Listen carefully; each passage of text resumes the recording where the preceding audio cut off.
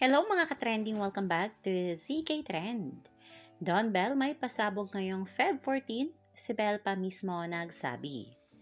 2 days to go, Valentine's Day na at syempre marami na nga ang nag-aabang sa pasabog ni na Donnie at Bell. Kung matatandaan na sinabi ni Bell sa It's Showtime nung naging co-host siya na may pasabog sila ni Donnie. May pasabog kami. Pwede bang sabihin dito? Hindi pa. Baka ma-awardan ako, Darren. Okay.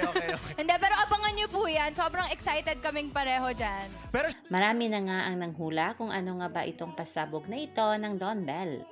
Maraming naglalabasan na tweet na tila ay may music video ang dalawa sa ipapalabas na kanta ni Jed Medela ngayong Feb 14 ang hindi ko alam. Ayon nga dito sa post ng Star Music, feel the emotions on Jed Medela's Hindi Ko Alam MV this coming Valentine's Day, February 14. Marami ring nagsasabi na pa-teaser ito ng upcoming movie nila ang naturang pasabog dahil ilang beses na rin naispatan ang Don Bell na may mga photoshoot na nag-react sa kanilang past na proyektong pinagsamahan.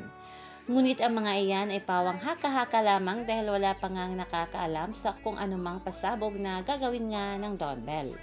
Ngunit ganun pa man ay sobrang saya at excited na nga ang mga fans ng Don Bell dahil dito, lalo pat na tapat sa Valentine's Day ang naturang pasabog. At ayon nga dito sa ilang komento, what if MV pala ng Don Bell to tapos yung kanta ni Jed Medela like gustong-gusto niya din ang Don Bell? The excitement is real for Feb 14. Maraming pasabog literal na sasaya ang ating mga puso. Kaya naman mga kabablis, yan ang ating pakakabangan kung ano nga ba ang naturang pasabog na ito ng Don Bell ngayong Feb 14. Yan lang muna ang pa-update natin ngayon mga kabablis. Stay tuned for more Don Bell updates. Hanggang dito na lang. Maraming salamat sa inyong patuloy na panonood.